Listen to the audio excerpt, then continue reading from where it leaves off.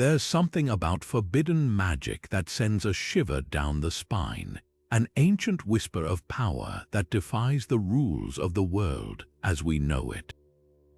Across centuries and civilizations, humanity has been drawn to the shadows where these secrets linger, hidden in forgotten spellbooks, etched into crumbling ruins, or passed down in hushed tones by those who dared to wield what was never meant to be touched. Imagine standing in the dim glow of a library filled with ancient tomes, their pages humming with energy, as if the very words could leap off the parchment and into reality. This is the allure of the forbidden, the irresistible pull of knowledge that was meant to stay locked away. And today, we're stepping into that world together, uncovering 30 of the most chilling, enigmatic, and awe-inspiring legends of magic that defied the boundaries of the possible. From the cursed incantations of medieval witches to the lost rituals of civilizations that vanished without a trace, these stories aren't just tales, they're echoes of a time when magic was real enough to be feared, powerful enough to be outlawed. Picture a lone alchemist in a candlelit chamber, decoding symbols that could turn lead into gold, or summon something far darker. Envision a sorcerer in a distant empire, weaving spells so potent they could bend fate itself, until the very rulers who once sought their power turned against them. These were the practitioners who walked the line between brilliance and blasphemy, their legacies buried under layers of myth, fear, and time. But now we're pulling back the veil. This journey isn't just about recounting legends, it's about understanding why they were forbidden in the first place. What was so dangerous about these arts that they had to be erased, suppressed, or sealed away? Was it the knowledge itself, or the terrifying potential of those who wielded it? As we unravel these 30 mysteries, you'll hear of spells that could call forth storms, curses that spanned generations, and artifacts rumored to hold the essence of gods. Some were lost to history, others twisted into cautionary tales, but their power lingers in the collective imagination, a testament to humanity's unquenchable thirst for the unknown. So settle in and prepare to step into the shadows. What you're about to discover might just change how you see magic and the world forever. Among the most infamous tomes of forbidden knowledge, the Necronomicon stands as a chilling testament to the power of words and the madness they can unleash. Penned by the so-called Mad Arab, Abdul al-Hazred, this cursed manuscript allegedly held the secrets of the universe, revealing truth so terrifying they could unravel the minds of those who dared to read them.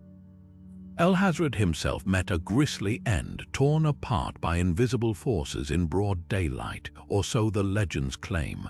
But his book lived on, copied in secret by trembling scribes, its passages whispering of ancient gods and dimensions beyond human comprehension.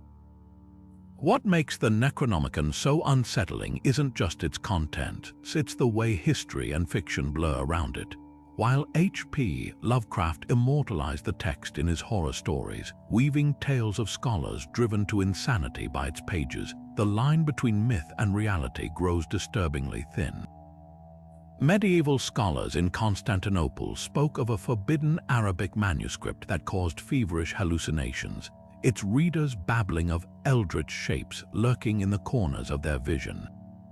A monk in 12th century Spain reportedly burned his own hands trying to destroy a copy, screaming that the ink itself writhed like living things.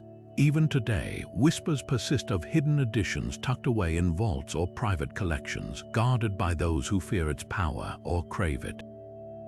The true horror of the Necronomicon lies in its promise, knowledge that could reshape reality itself at a cost too terrible to name. Lovecraft's stories describe incantations capable of opening gateways to realms where time and space twist into nightmares, where beings older than the stars wait, hungering. But historical accounts suggest something just as chilling. A Venetian alchemist in the 1500s vanished after attempting a ritual from the text, leaving behind walls scrawled with symbols in his own blood. A librarian at Miskatonic University, a fictional stand-in, yet eerily plausible, was said to have locked himself in a basement with the book, emerging days later, his hair white and his eyes never blinking. Whether myth or malign coincidence, the pattern is undeniable.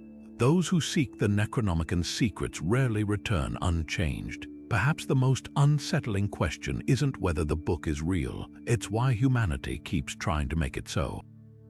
From whispered rumors in occult circles to modern-day hoaxes peddling authentic copies, the Necronomicon's legend thrives because it taps into our deepest fear, that some knowledge is better left buried. Yet the allure remains, a siren call to the reckless and the curious, proving that even in our age of science, the shadow of forbidden magic still stretches long. While the Necronomicon chills with its promises of cosmic horror, another cursed book bewilders in an entirely different way, by remaining utterly indecipherable. The Voynich Manuscript, a fragile codex penned in the 1500s, stares back at scholars like a taunt from history, its pages crawling with alien plants, naked women bathing in emerald liquid, and constellations that map no known sky.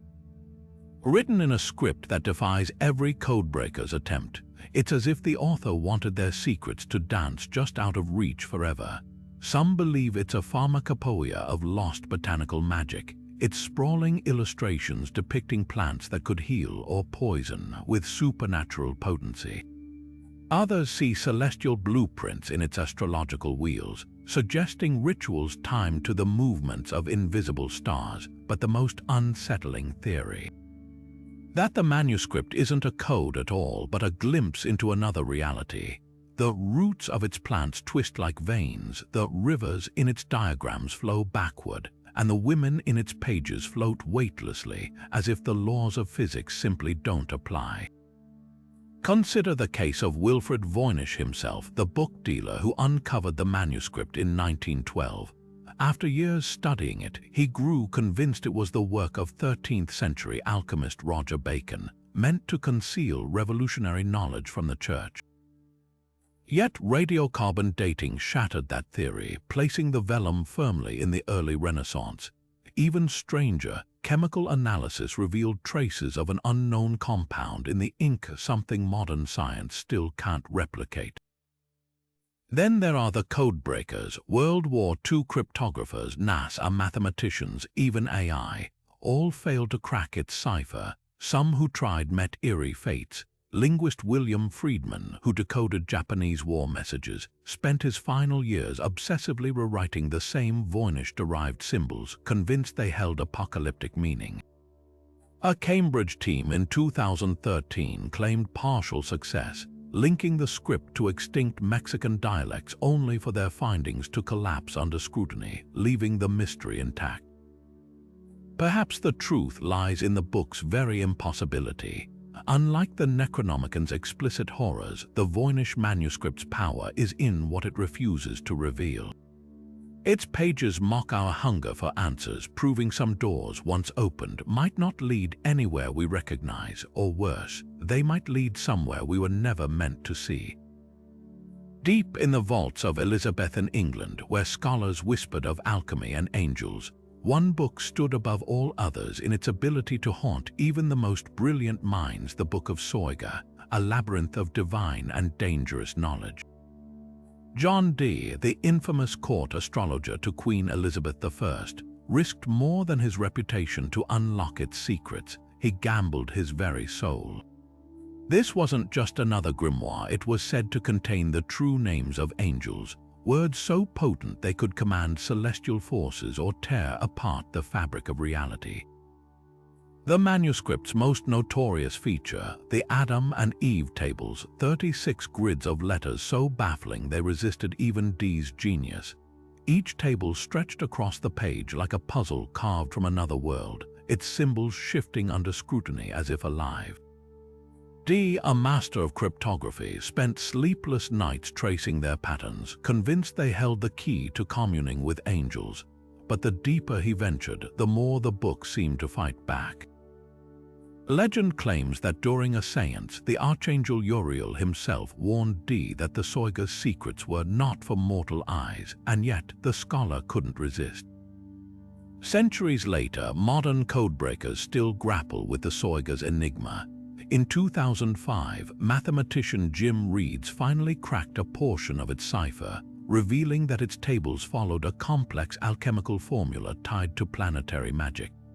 But the breakthrough only deepened the mystery. Why did the book's final pages, the very ones Dee sought most desperately, vanish without a trace?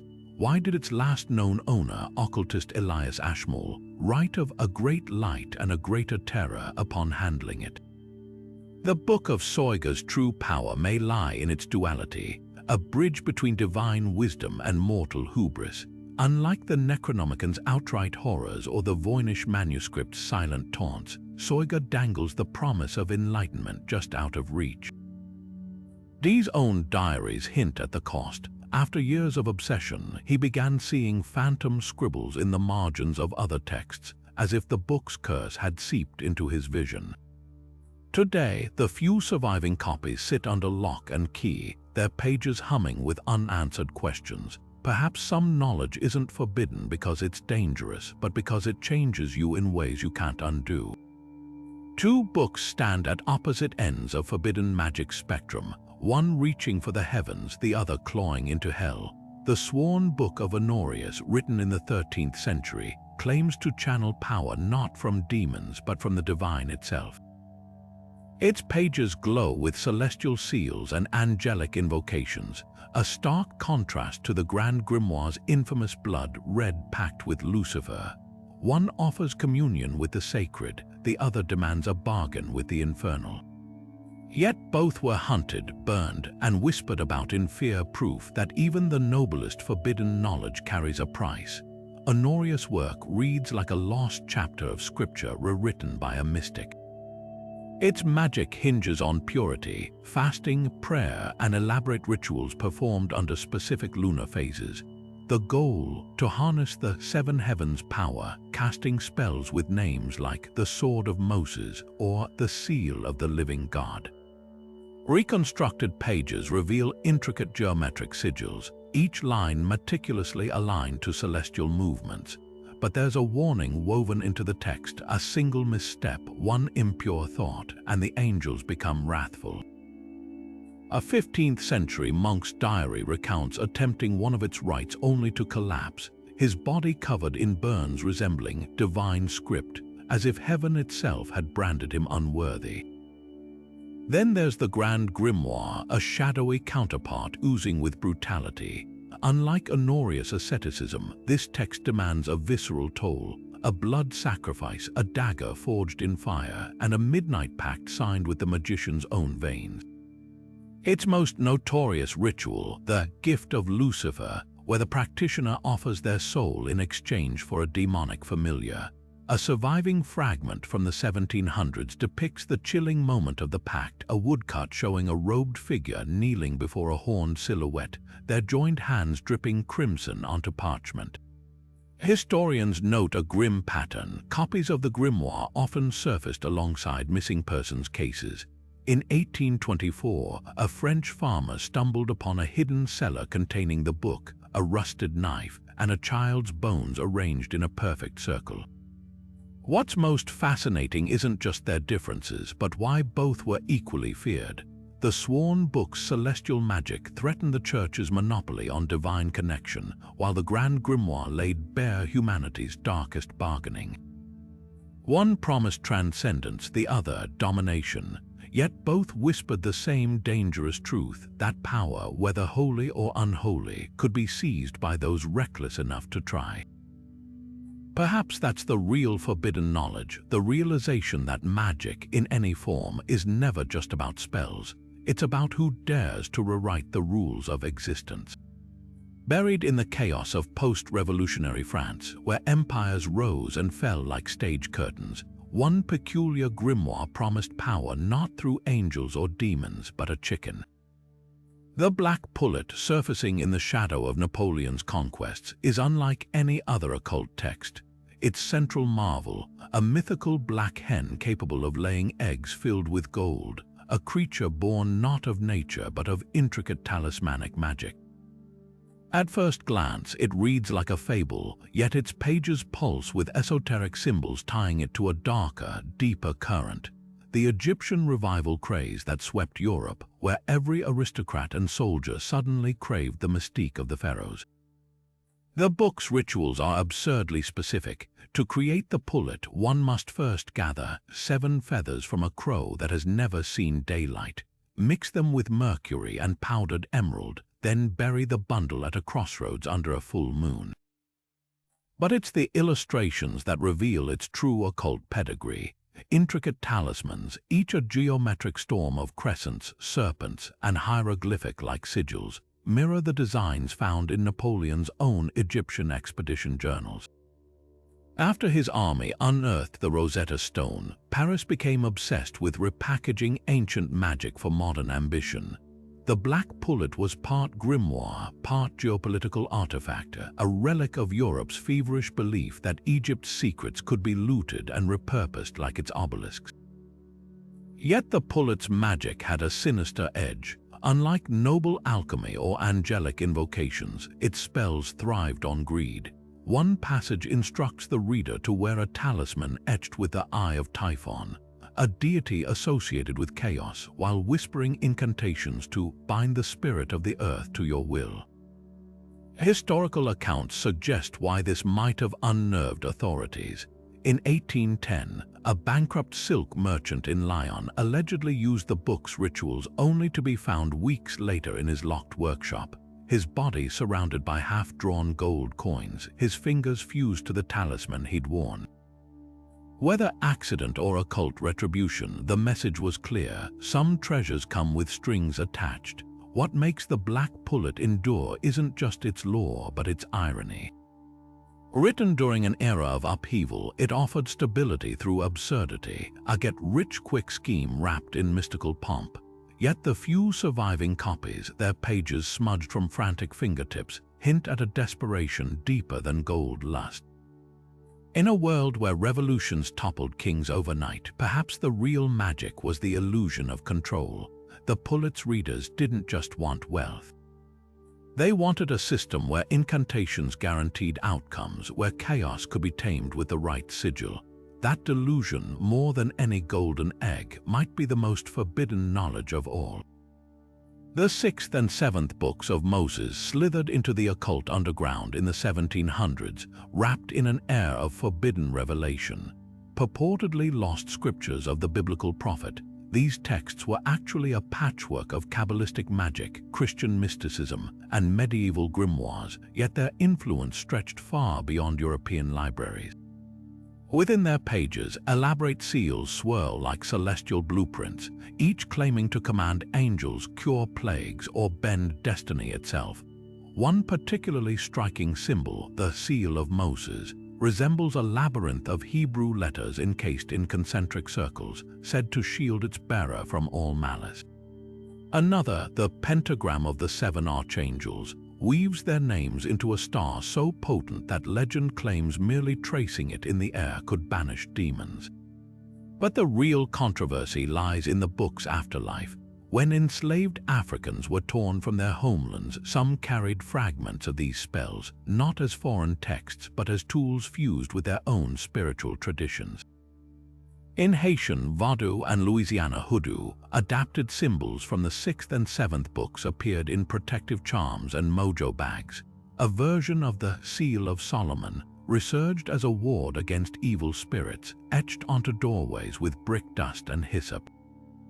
This cultural alchemy wasn't mere survival, it was resistance. Enslaved conjurers denied literacy, memorized the book's sigils by candlelight, repurposing them to guard their communities. A 19th-century plantation ledger in South Carolina even records an overseer's frantic note about strange marks on the quarter's walls, later identified as Moses' seal's proof that magic became a silent weapon. Yet the text's legacy is split like its origins. Modern practitioners debate its authenticity, with some condemning it as a colonial export, others revering it as sacred syncretism. In Trinidad, a spiritual worker might blend its psalms with Orisha invocations. In Appalachia, a granny which could stitch its symbols into quilted talismans. The book thrives in paradox, both a relic of oppression and a testament to adaptation's power. Even its physical copies seem touched by the uncanny. A 2016 auction in Berlin featured a water-stained edition that refused to stay shut, its pages fluttering open repeatedly to the same passage, a curse against thieves. Whether divine irony or clever forgery, the 6th and 7th books of Moses remind us that forbidden knowledge never stays in one's hands for long. It evolves, rebels, and finds its way to those who need it most. Some books don't just teach magic, they rewrite the rules of reality itself. The Pacts, a medieval manual of celestial sorcery, doesn't bother with simple charms or curses. Instead, it offers a roadmap to harness the raw power of the cosmos, blending Arabic astrology with rituals so potent they could reshape cities or minds. Imagine crafting talismans under the smoldering gaze of Mars, or brewing potions infused with the light of specific stars, each ingredient plucked at the precise moment its planetary influence peaks. This was magic as cosmic engineering, where every incantation tapped into the machinery of the heavens. Yet for all its grandeur, the Pacts had a razor's edge. Its most infamous ritual, the lunar working, required the magician to isolate themselves during a blood moon, surrounding their body with mirrors to capture and amplify the moon's tainted light. Historical fragments suggest why this terrified scholars. A 15th century Spanish physician wrote of a colleague who attempted the rite, only to emerge speaking in tongues, his skin translucent as if the moon had leached his vitality. Others whispered of entire villages cursed after a nobleman misused the book's stellar magic, his failed attempt to summon a star-born spirit, allegedly blighting crops for a generation. The Pacts didn't just warn of danger, it wove it into the very fabric of its spells, as if the stars themselves demanded reverence or ruin. Now, shift the scene from moonlit towers to candlelit monasteries, where a different kind of forbidden knowledge hummed between parchment lines. The Ars Notoria promised no less than divine enlightenment, academic mastery gifted by angels through intricate prayers and sigils. Medieval students desperate for wisdom coveted its notary art, a system of sacred diagrams and Latin invocations said to unlock perfect memory, fluent speech, and instant comprehension of any text. Picture a young scholar tracing golden symbols onto virgin parchment at dawn, reciting angelic names until the words blurred into visions. Unlike the Pacts' planetary forces, this magic flowed from the highest heavens, its prayers addressed to the likes of Raphael and Michael. But the Ars Notoria's elegance hid peril. Its prayers weren't mere recitations, they were contracts. Each syllable had to be flawless, each gesture timed to celestial hours. A Benedictine monk's diary from the 1300s recounts the horror of skipping a single line in the Prayer of the Seven Gifts.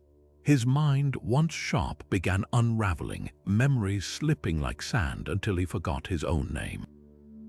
Worse still were the lunar constraints. Certain prayers could only be uttered during the moon's silent phase, a 3-day window when its face was dark. Miss the timing and the angelic gifts inverted blessings became curses, clarity became delirium. What makes these texts so fascinating isn't just their contrast, celestial force versus divine grace, but their shared thread of unbearable cost. The Pacts gambled with cosmic forces, the Ars Notoria bargained with angels. Both demanded precision bordering on obsession, offering power that could elevate or erase the practitioner in a heartbeat. Perhaps that's why they survived centuries of suppression, not just as manuals of magic, but as mirrors to humanity's oldest paradox. We crave transcendence, yet tremble at the price. And sometimes the most forbidden knowledge isn't the secret itself, it's the realization that we might pay anything to possess it. Far from the Mediterranean's celestial sorcery and France's golden chickens, Iceland's Galdrabok offers a colder, stranger kind of forbidden magic, one rooted in cracked volcanic rock and the whisper of Norse winds. This 17th century grimoire isn't filled with angelic seals or demonic pacts, but with angular runes and cryptic staves designed to ward off creatures most cultures wouldn't dare acknowledge.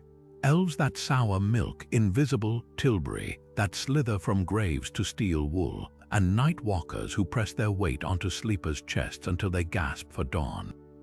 Here, magic wasn't about grand cosmic power, it was survival, etched into sheepskin with bone needles and iron gall ink. Take the Vegvisir, the so-called Viking compass.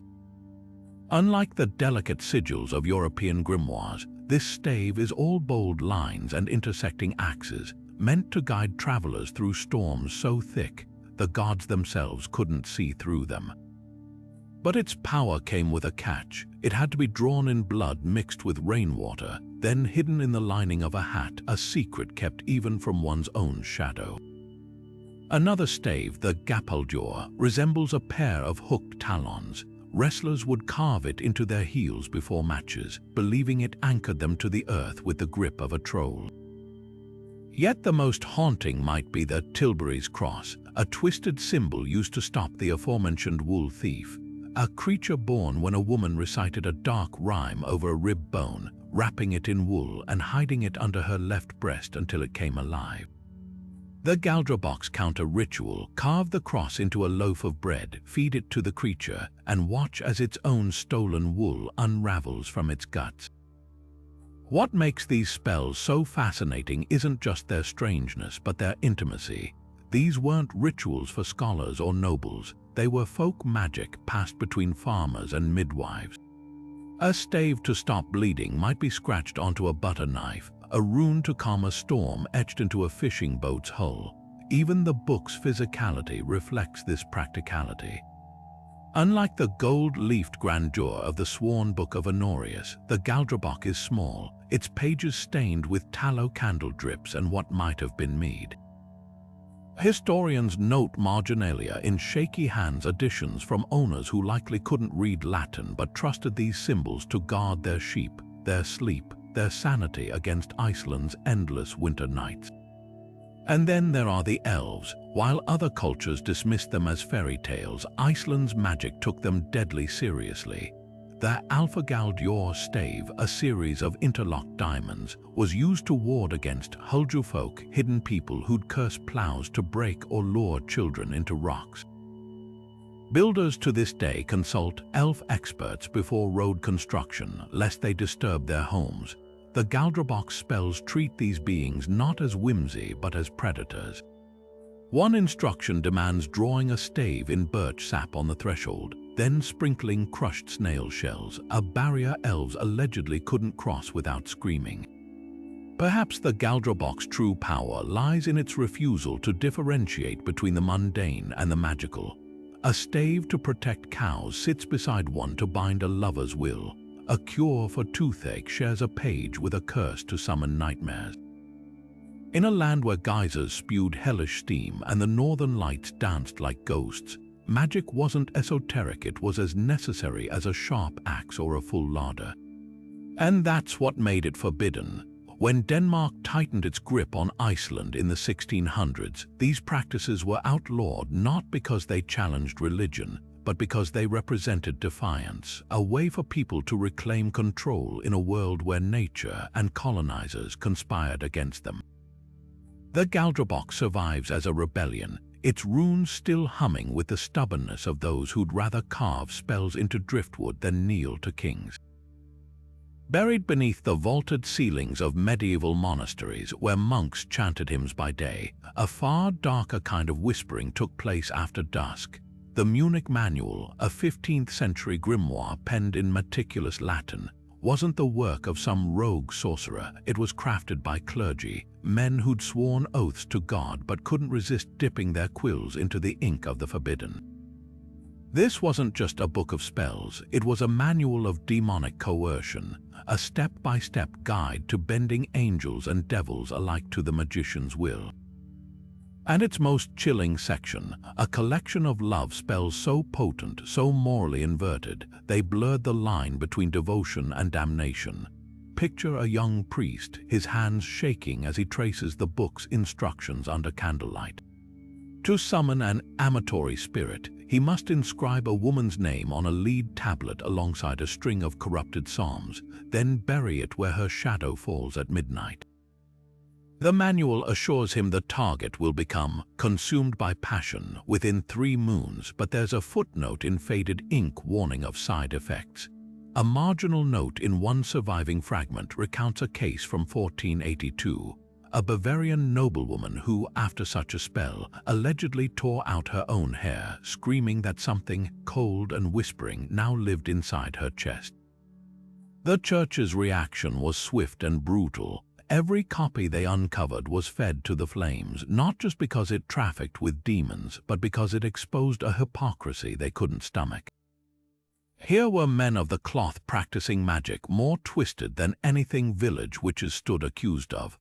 One inquisitor's journal from the period describes finding a shredded page of the manual sewn into the lining of an abbot's robe, its incantations for binding a superior's will still legible beneath the bloodstains. Yet the Voynich manual's true horror lies in its clinical precision. Unlike the ecstatic ravings of the Necronomicon or the cryptic staves of the Galdrabok, this text reads like a liturgical handbook gone rogue. Rituals are numbered like psalms, complete with rubrics detailing the exact shade of candle wax virgin beeswax mixed with menstrual blood or the proper angle to hold a silver dagger during invocations 45 degrees toward the north. One particularly vile spell, the enslavement of the heavenly host, even includes a checklist to confirm demonic compliance. If the spirit speaks in reverse Latin, or if the flame burns blue without smoke, the pact is sealed. But why did these clergymen risk eternal damnation? The answer might lie in the manual's unsettling preamble, which argues that controlling spirits isn't heresy, it's simply reclaiming the tools God denied mankind after Eden. This wasn't rebellion, it was theology weaponized. A tantalizing clue survives in the margins of a fragment held by the Bavarian State Library, where an anonymous scribe scrawled, "As the serpent deceived Eve, so too shall we deceive the deceivers."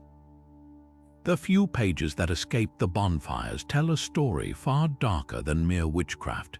They reveal a church at war with itself, where faith curdled into something monstrous.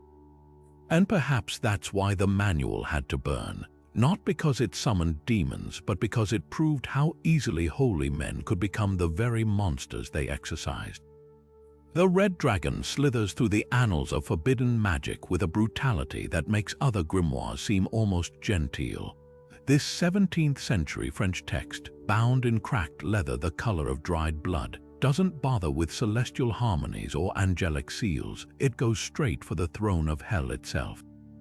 At its core lies a series of invocations so blasphemous they were said to scorch the parchment they were written on, each one designed to summon and bind the 4 crown princes of the infernal hierarchy: Lucifer, Leviathan, Satan, and Belial. But what sets the red dragon apart isn't just its targets, it's the chilling specificity of its rituals, turning demonology into a grotesque recipe book where every ingredient reeks of desperation or madness.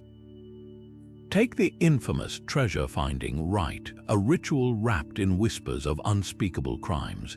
The text demands a midnight procession to a crossroads where the practitioner must inscribe a hexagram with a dagger dipped in their own blood.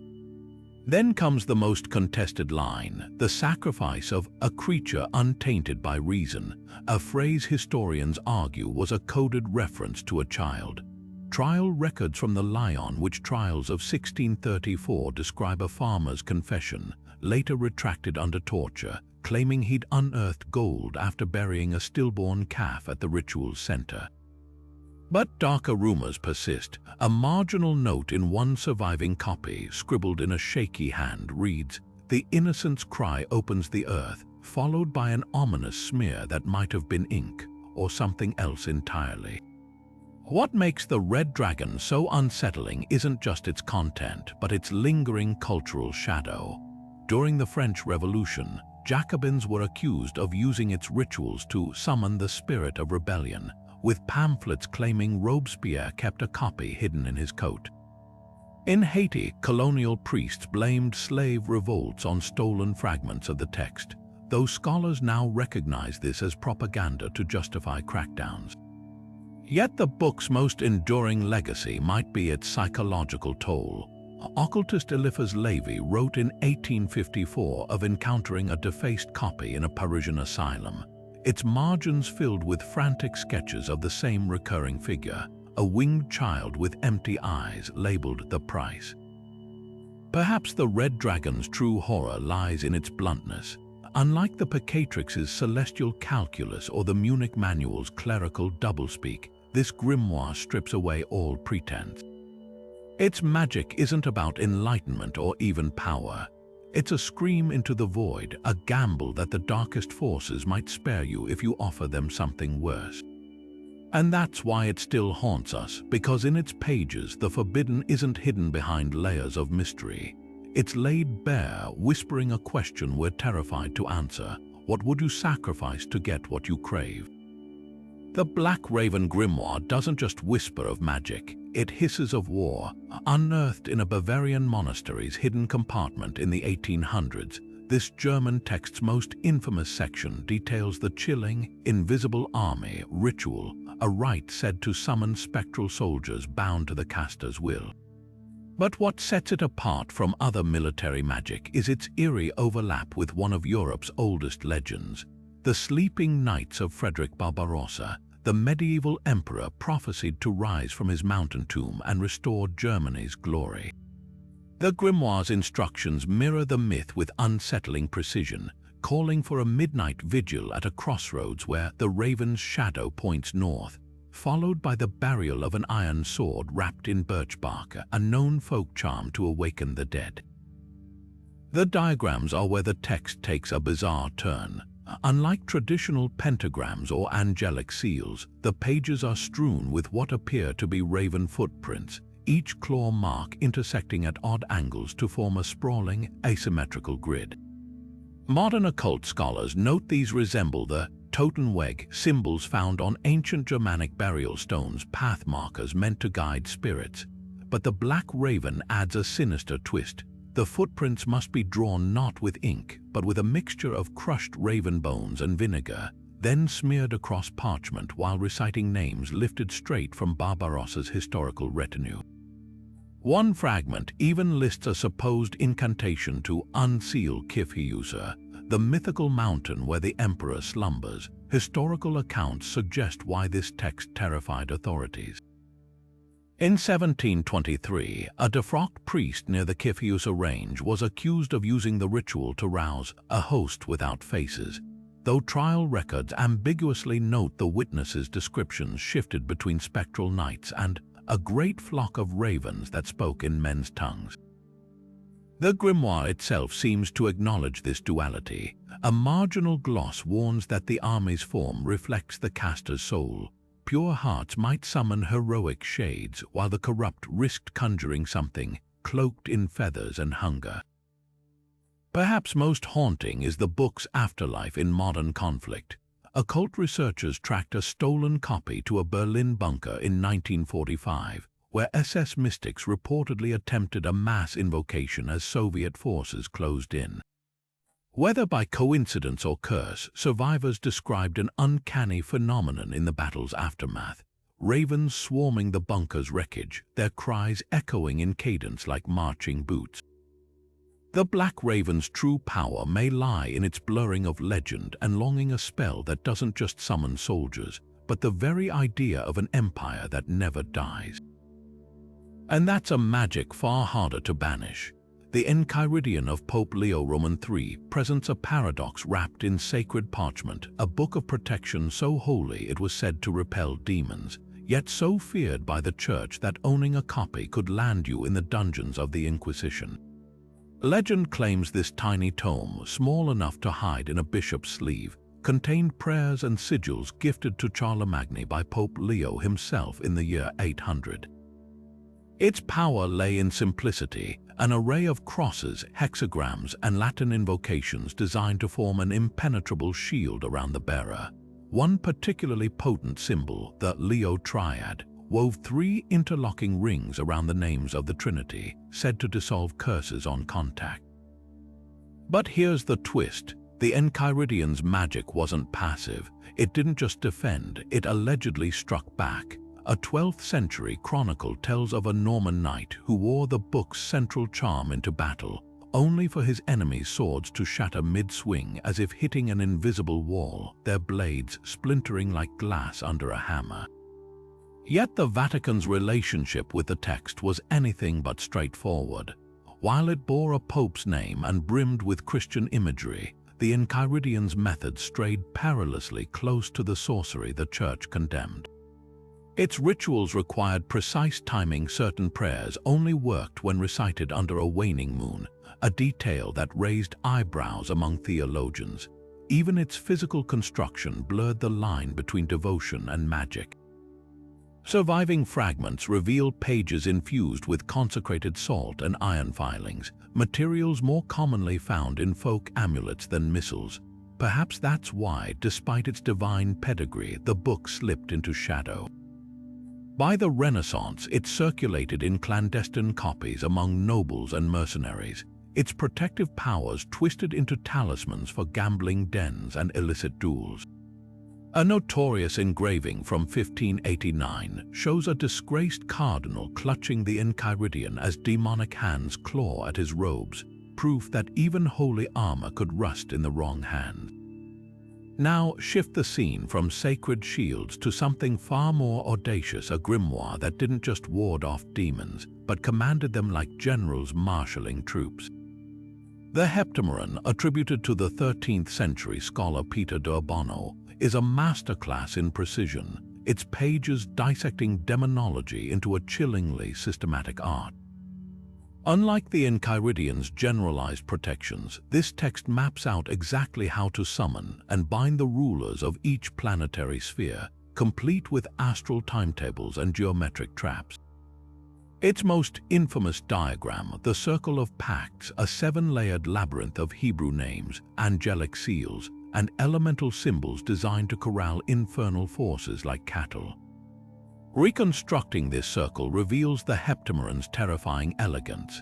At its center stands the magician, surrounded by a ring of pure white linen inscribed with the names of the 4 archangels. Around this lies a second circle, this one of powdered silver mixed with holy water, etched with the planetary sigils of the day's ruling angel. Then come the seals, 72 in total, each corresponding to a demonic prince, arranged so their powers cancel each other out like interlocking gears. The final touch, a perimeter of swords driven into the earth at precise angles, their blades forming a conductive grid for celestial energy. This wasn't just magic, it was celestial engineering, a fusion of trigonometry and theology. But the Heptameron's true danger lay in its accessibility. Where the Enchiridion required papal blessings, this grimoire offered a step-by-step guide any literate scholar could follow, provided they had the nerve. A 15th century German physician's journal describes attempting the Jupiter ritual to cure a nobleman's gout, only for the summoned spirit to demand a grotesque payment. 3 drops from the patient's left eye spilled upon the seal at dawn. The cure worked, but the nobleman's iris permanently clouded to the color of spoiled milk. Such accounts exposed the Heptameron's core tension. It democratized power that had once been the domain of saints and popes, packaging the divine into a manual any ambitious mind could exploit. Placing these 2 texts side by side reveals a fascinating dichotomy. The Enchiridion represents the Church's attempt to sanitize magic, to wrap it in scripture and sacrament. The Heptameron, by contrast, is raw and unapologetic, a reminder that the celestial hierarchy could be hacked by anyone with the right knowledge. One offered safety through submission, the other control through confrontation. Yet both shared a common fate, condemnation by the very institutions that birthed them. Perhaps that's the ultimate lesson of forbidden magic. No matter how holy or systematic, power that slips beyond the gatekeeper's grasp will always be deemed too dangerous to exist. The Book of Abramelin isn't just another grimoire. It's a spiritual gauntlet, a sacred marathon demanding everything from its seekers. Written by Abraham von Worms in the 1400s, this colossal text lays out an 18-month purification ritual so rigorous, so exacting, that few dare to attempt it in full. Unlike the instant gratification of demonic pacts or the scattered charms of folk magic, Abramelyn's system is a slow burn toward enlightenment, a step-by-step ascent to the ultimate prize, communion with one's holy guardian angel, a celestial companion said to hold the keys to divine knowledge and personal transformation. Imagine a daily existence stripped to its barest bones. For 6 months, the aspirant must live in near monastic solitude, rising before dawn to scrub their home with consecrated water, wearing only white linen and abstaining from all frivolity. No laughter, no idle chatter, not even a glance at passing strangers. The diet is sparse: bread, water, and the occasional herb, all blessed under specific lunar phases. Then comes the second phase, where the rituals intensify.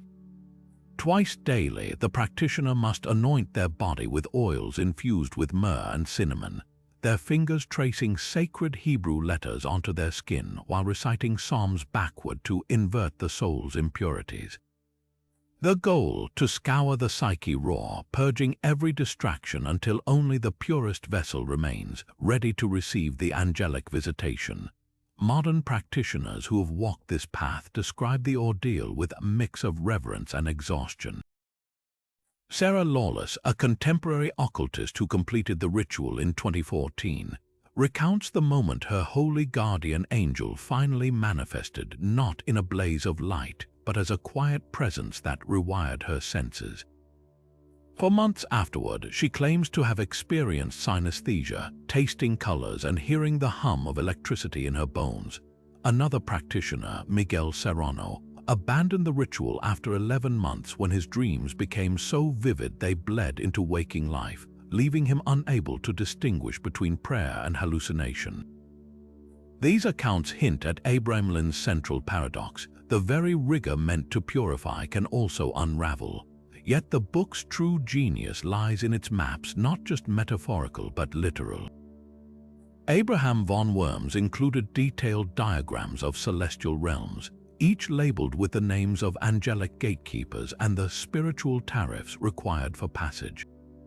One particularly intricate illustration depicts the ladder of the four worlds, a vertical corridor connecting Earth to the divine, guarded by 72 angels whose names must be whispered in sequence. Historians have compared these maps to medieval Mappa Mundi, but with a crucial difference. Where geographical charts marked cities and rivers, Abramelyn's sketches trace the topography of the soul, plotting pitfalls like the Valley of False Visions or the Mirror Desert, where seekers risk becoming trapped by their own reflections. What makes the Book of Abramelyn endure isn't just its spiritual promise, but its brutal honesty. Unlike grimoires that sugarcoat the cost of power, this text warns relentlessly of madness, of failure, of the angel's voice arriving as a scream rather than a whisper. In an age of quick-fix mysticism, its endurance is a testament to the human hunger for something real, something earned. Because the greatest forbidden knowledge isn't a spell or a secret name. It's the unshakable truth that transformation demands everything you have and then more. The clavicular Salomonis, or the Key of Solomon, doesn't just open doors to hidden knowledge, it locks demons inside them. This legendary grimoire, attributed to King Solomon himself, isn't a mere spellbook but a masterclass in celestial mechanics. Its pages crammed with pentacles so precise they resemble blueprints for trapping the supernatural. Each symbol functions like a divine lockpick, designed to manipulate spiritual forces with mathematical precision. Take the fifth pentacle of Mars, a whirl of Hebrew characters encircled by barbed lines. Historical accounts claim it could force any war demon to kneel before the wielder. Its power so absolute that 16th century mercenaries reportedly sewed copies into their battle standards. Another, the third pentacle of Jupiter, shows a hexagram wrapped in serpentine coils, a design so potent that Renaissance bankers allegedly hid it beneath their counting tables to attract wealth without attracting the attention of envious spirits. But why would the Vatican, an institution steeped in the language of exorcism and divine authority, go to such lengths to suppress certain versions of this text? The answer lurks in the margins. Unlike later grimoires that revel in blood pacts or cursed rituals, the clavicular's magic hinges on purity. Its rituals demand consecrated ink, spotless parchment, and a level of spiritual discipline that borders on monastic. The most controversial passages, those sealed in the Vatican's secret archives until the year 2000, reveal a chilling loophole. With the right combination of pentacles and psalms, even a layperson could command demons without a priest's intercession. That was the real heresy, the idea that holiness could be replicated through geometry and intent, bypassing the church entirely. The clavicular's pentacles are more than just pretty designs, they're spiritual machinery. Modern occultists who have attempted to recreate them speak of eerie side effects. One practitioner in the 1990s reported that tracing the 8th pentacle of Mercury caused her computer to glitch uncontrollably, its screen filling with Hebrew glyphs she'd never typed. Another described an experiment with the 14th pentacle of the Sun, which supposedly compels spirits to appear in polished surfaces. After a week of chanting before a consecrated mirror, he claims his reflection began moving independently, mouthing words he couldn't hear. Whether hallucination or hauntings, these accounts suggest the pentacles tap into something older than Solomon, something the Vatican may have feared wasn't divine at all, but pre-Christian, a relic of a time when humans drew power from angles and vowels rather than saints and sacraments. The most telling clue, the Vatican's censored editions lack one critical feature found in older manuscripts, the Ring of Solomon, a circular pentacle said to grant the wearer the same dominion over spirits as the biblical king. Instead of the usual intricate seals, the ring's design is deceptively simple, just 3 concentric circles enclosing the tetragrammaton, Yahweh's sacred name. Yet medieval Jewish mystics wrote of its terrifying efficacy, describing demons shrinking from its glow, like moths from a torch. By removing it, the church didn't just redact a ritual, they severed a direct line to the ancient world's most feared disciplinarian of the infernal. Because the real forbidden knowledge wasn't controlling demons, it was realizing you never needed permission to try. The Lemmageddon, often called the Lesser Key of Solomon, isn't just a book, it's a 5-layered descent into the hierarchy of hell itself. Each of its sections peels back another veil, revealing a world where demons aren't mindless monsters but fallen nobility, each with their own dominion, their own legions, and their own grudges. The first book, the Ars Goetia, is where the legends take flesh. Here, 72 demons are catalogued like twisted royalty, complete with their sigils, their ranks, and the chilling details of what they offer to those bold enough to summon them. Take Baal, the first demon listed, a king who wears 3 heads: toad, man, and cat, and commands 66 legions of spirits. Medieval grimoires whisper of a French nun in the 1500s who allegedly invoked Baal to curse her abbess, only to be found days later with her tongue swollen like a toad's, her final confession scribbled in symbols matching Baal's sigil. Then there's Astaroth, the Grand Duke who smells of rotting lilies and answers any question about the past, present, or future.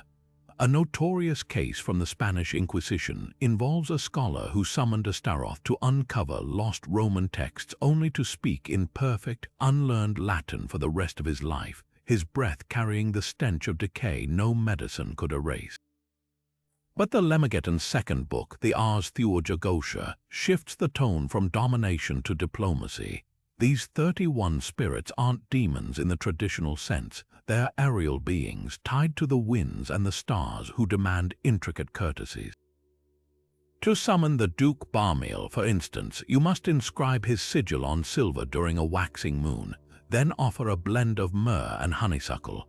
A Venetian sea captain's logs from 1622 describe attempting this ritual to calm a storm, only to watch the winds obey. but his ship's sails inexplicably shredded into ribbons days later as if repayment came due. The third book, Ars Paulina, dives into celestial magic, dividing spirits into 24 hours of the day and the signs of the zodiac. Its most infamous figure is the spirit Bether, ruler of Jupiter, who promises wealth and influence for a price. An alchemist's diary from Prague recounts how Bether appeared not as a demon, but as a radiant knight, offering gold that gleamed in daylight yet crumbled to ash at midnight. The fourth book, Ars Almadel, is a rarity, a guide to working with angels rather than demons, using a wax tablet carved with sacred names. A Bavarian monk's manuscript tells of a failed Almadel ritual where the angels did appear, but their voices came as deafening chimes that left the summoner permanently unable to hear human speech. And then there's the Ars Notoria, the most enigmatic of all, a collection of prayers and sigils said to grant instant mastery of academic disciplines. Unlike the other books, it doesn't summon spirits, it rewires the mind.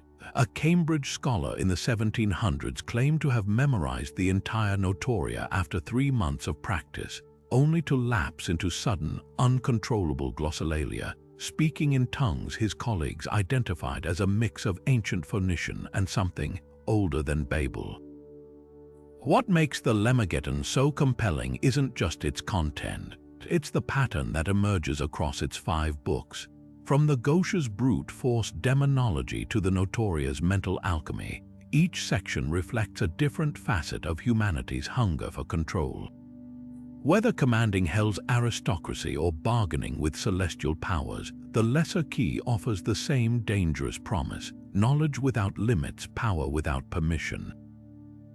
And that's why it still terrifies and fascinates centuries later, because in its pages the forbidden isn't just described, it's laid bare, waiting for the next fool or genius to turn the key. The Arbeitel of Magic emerges from the Renaissance not as a grimoire of shadows, but as a shimmering bridge between the celestial and the earthly, a text where the cosmos isn't to be conquered but conversed with. At its heart lies the doctrine of the 7 Olympic spirits, divine messengers who govern the planets themselves, each radiating a distinct flavor of wisdom and power. Unlike the commanding tones of the Lesser Key or the brutal bargains of the Red Dragon, the Arbeitel speaks in measured, almost courteous terms, framing magic as a sacred dialogue rather than a forced extraction. Picture a scholar at dawn tracing the sigil of Aratron, spirit of Saturn, in the condensation of a windowpane, not to bind the entity but to humbly request its guidance. These spirits aren't mere servants, they're cosmic dignitaries. Aratron, slow-moving as his planet, teaches alchemy and the secrets of longevity. Bether, swift ruler of Jupiter, bestows honors and riches with a generosity that echoes his expansive nature. Phaleg, martial lord of Mars, sharpens swords and ambitions alike. Each spirit's influence reflects the ancient concept of celestial sympathy, the idea that planetary energies ripple through every facet of existence. A 17th-century German physician, Johann Georg Gichtel, claimed to have worked with Ock, the solar spirit, and suddenly found his herbal remedies glowing with an uncanny efficacy, as if distilled from sunlight itself. What sets the Arbeitel apart is its insistence on moral purity. Where other texts warn of demonic trickery, this one cautions against the magician's own impurities. One passage describes a would-be practitioner attempting to summon Fol, lunar spirit of secrets, while nursing a grudge only for the ritual to backfire, flooding his chambers with icy water that evaporated by morning, leaving behind salt-crusted pages. The message is clear: the Olympic spirits respond not to threat but to integrity. Centuries later, the Golden Dawn would weave threads of the Arbeitel system into their own practices, particularly in the initiation rites linking planetary spheres to spiritual ascension. MacGregor Mathers, the Order's co-founder, adapted the Olympic sigils into the iconic Rose Cross Layman, a medallion said to harmonize the wearer with celestial currents. But the Arbeitel's true legacy lies in its quiet revolution. the notion that magic isn't about domination but alignment, a dance with forces far older and wiser than ourselves. In an era obsessed with control, it dares to suggest that the greatest power might come not from commanding the cosmos, but from listening to it. Among the towering pillars of Renaissance occultism, Heinrich Cornelius Agrippa's 3 books of occult philosophy stands as a masterpiece, a sprawling encyclopedia of magic that dared to systematize the cosmos. Published in 1531, Agrippa's opus wove together Neoplatonism, Kabbalah, and Hermeticism into a coherent framework, arguing that the universe pulsed with hidden sympathies waiting to be harnessed. His classification of elemental beings alone revolutionized occult thought, assigning spirits to fire, air, water, and earth with the precision of a naturalist cataloging species. Salamanders flickered through flames, sylphs danced on the wind, undines flowed with rivers, and gnomes burrowed through soil, each tied to their element as intimately as breath to life. But then came the mystery. Years after Agrippa's death, a 4th book surfaced, its authorship hotly debated. Purportedly a supplement to his life's work, it brimmed with pentacles, invocations, and rituals absent from the original, most notably instructions for summoning the very elemental beings Agrippa had once only theorized. The discrepancy was jarring. Where the 3 books read like a philosophical treatise, the 4th veered into practical sorcery, complete with warnings about the false faces of elemental kings and diagrams for circles that could trap the wind's whisper. Scholars still argue whether Agrippa penned it in secret, fearing persecution, or if opportunistic disciples forged it to capitalize on his fame. The 4th book's most chilling passage details the mirror of elemental truth, a ritual requiring a silver plate polished under a full moon, then inscribed with the names of the 4 elemental rulers. Gazing into it allegedly revealed the true forms of spirits, but at a cost. A marginal note in a 16th century copy recounts how a French noblewoman saw not sylphs in her mirror, but 1,000 eyes blinking in unison, a vision that left her unable to sleep without the sound of rushing water for the rest of her life. Another account tells of a German apothecary who followed the book's instructions to commune with a gnome, only to find his cellar flooded with loose soil each morning, as if the earth itself refused to be disturbed. Agrippa's elemental taxonomy wasn't just theoretical, it hinted at a world where magic was ecology. In the 3 books, he described how salamanders could cure fevers if harnessed correctly, while careless dealings with undines might drown a man in his own tears. This wasn't superstition, it was an early attempt at a magical ecosystem where every being had its role and rules. The 4th book, Real or Not, took it further, suggesting these spirits weren't merely passive forces but conscious entities with agendas. A passage on sylphs warns they delight in leading men astray with promises of flight, a metaphor some interpret as caution against unchecked ambition. The controversy surrounding the 4th book mirrors Agrippa's own life, a blend of brilliance and shadow. Persecuted for his ideas, he allegedly died reciting the Psalms, his final words a whispered plea for divine mercy. Yet his legacy endures in the tension between the 3 books and their enigmatic successor. One offers a map of the unseen world, the other a key to its locked doors. Together, they ask a question that haunts occultism to this day. Is knowledge safer when kept theoretical, or does its true power lie in the hands of those brave or reckless enough to wield it?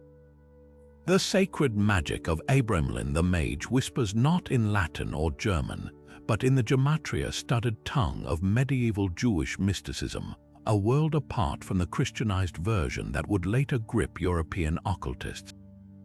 While both texts promise communion with a holy guardian angel, the original manuscript pulses with Kabbalistic cadences absent from its adaptations. Here, the divine isn't just summoned, it's woven into the very fabric of Hebrew letters, each stroke a thread in the tapestry of creation. The Jewish Abramelin doesn't merely list rituals, it maps the Sephirot, the 10 emanations through which Ein Sof, the infinite, manifests. To walk this path is to climb the tree of life itself, rung by rung, with each purification rite mirroring the ascent from Malkuth, the earthly kingdom, toward Keter, the crown beyond understanding. Compare this to the Christianized Book of Abramlin, where the Kabbalistic framework fades like ink in the rain. Gone are the intricate contemplations of the Zohar, replaced by psalms and crosses. The angelic hierarchies shift too, where the Jewish text speaks of Sarim, the princes of the 70 nations, their names vibrating with ancient Canaanite echoes. The European version folds them into familiar archangels, Michael, Gabriel, Raphael. Even the holy guardian angel transforms. In the original, it's less a personal guide than a fragment of the divine presence, the Shekinah, whispering the secrets of the Torah's hidden layers. The Christian rendition, a celestial butler doling out power to those who endure its grueling months of prayer. The differences crystallize in their rituals. The Jewish Abramlin demands mastery of practical Kabbalah, the manipulation of divine names like threads in a loom. One exercise involves inscribing the 72-letter name of God, Shem HaMephorash, onto parchment while visualizing its letters as flaming chariots. The Christian text simplifies this into rote recitations, stripping away the meditative depth. A 15th century scribe's marginalia in a surviving Jewish copy laments this dilution, comparing it to serving fine wine in a chamber pot. Yet both versions share a chilling footnote, the price of failure. A Prague rabbi's diary from the 1600s describes a disciple who botched the Kabbalistic calculations during the lunar purification phase. His hands, once deft at tracing Hebrew letters, began writing backward in a script no scholar could decipher, his fingers curling like dead branches until he could no longer hold a quill. The Christian texts warn of demons masquerading as angels, but the Jewish manuscripts hint at something subtler: the risk of unraveling the self when tugging at divinity's threads. Perhaps the most telling contrast lies in their final gifts. The European Abramlin promises earthly dominion, riches, love, command over spirits. The Jewish text offers something rarer, Dat, the hidden Sephirah representing transcendent knowledge. Not power over the world, but union with the mind behind it. Two roads diverging in a medieval wood, one leading to a palace, the other to the palace's blueprint. And that's the real forbidden magic, not which path you choose, but whether you can bear the weight of what you learn at its end. Buried beneath the pomp and pageantry of Elizabethan England's golden age lies a grimoire so steeped in fairy lore that it blurs the line between poetry and potent magic. The Book of Oberon, a manuscript whispered about in courtly circles and feared by clerics, isn't just a collection of spells, it's a backdoor into the glittering, merciless world of the Fae. Unlike other grimoires obsessed with angels or demons, this text speaks of shimmering realms just beyond the hedgerows, where Queen Oberon and her court hold sway over luck, love, and the very fabric of dreams. To open its pages is to step into a candlelit glade where every rhyme might be an incantation, and every incantation a bargain with beings far older than scripture. One ritual, dubbed the Invitation of the Moon's Mistress, instructs the practitioner to weave a crown of foxglove and hawthorn under a new moon, then sprinkle it with wine in which a silver coin has soaked for 7 nights. The spell promises an audience with Oberon herself, but the manuscript's margin bears a warning in faded ink. She will grant 3 boons, yet take 3 memories in exchange, and none may say which they be till the hour of their vanishing. Historical records hint at the cost. A diary from 1589, attributed to an unnamed lady-in-waiting, recounts a failed attempt where the summoner awoke with no recollection of her twin sister, though a portrait in her home showed them hand in hand. Shakespeare's A Midsummer Night's Dream, penned in the same era, suddenly reads like more than whimsy when held against the Book of Oberon's rites. The playwright's mischievous Puck mirrors the grimoire's Pauk, a spirit summoned by scattering primrose petals at a crossroads. Titania's bower, described in the play with uncanny precision, resembles a sacred space detailed in the Manuscripts' Grove of the Fae ritual, a circle of mushrooms, oak ash, and crushed sapphire said to render the invisible court tangible. Was the bard cryptically documenting real occult practices, or had he glimpsed the book himself? A tantalizing clue lies in the archives of John D. Elizabeth I's court astrologer, whose coded journals reference a silver-clad volume loaned to a playwright of great renown. The book's most unnerving passage details the sovereign's binding, a spell to harness fairy favor for political gain. Here, rosewater and queen's blood, presumably Elizabeth's, mix with ground adder's tongue, forming an ink used to transcribe a charm onto virgin parchment. Folded into a rosebud and buried in a dungeon, it allegedly secured loyalty from both mortal subjects and unseen allies. Rumors persist that the queen herself employed such magic, explaining her uncanny survival of assassination plots and the eerie loyalty of her inner circle. Yet the book warns that fairy alliances are fickle. A footnote recounts how a nobleman who broke his oath to the Fae found his estate overrun by a plague of singing frogs, their ceaseless chorus driving him mad. Modern attempts to recreate these rituals yield bizarre results. A 2019 experiment by the Folklore Society saw participants brew the Dew of Illusion from the book, a potion of morning dew, crushed pearls, and verbena. Those who anointed their eyelids claimed to see fleeting figures in Elizabethan dress, their faces blurred as if viewed through water. One volunteer swore she heard laughter in an empty garden, the sound fading as soon as she reached for her recording device. Skeptics dismiss it as suggestion, but the book's enduring power lies in its ambiguity. Like the Fae themselves, its magic refuses to be pinned down, flickering between centuries, daring us to believe or to doubt just enough to wonder. Perhaps the Book of Oberon's true lesson isn't in its spells but in its mirror.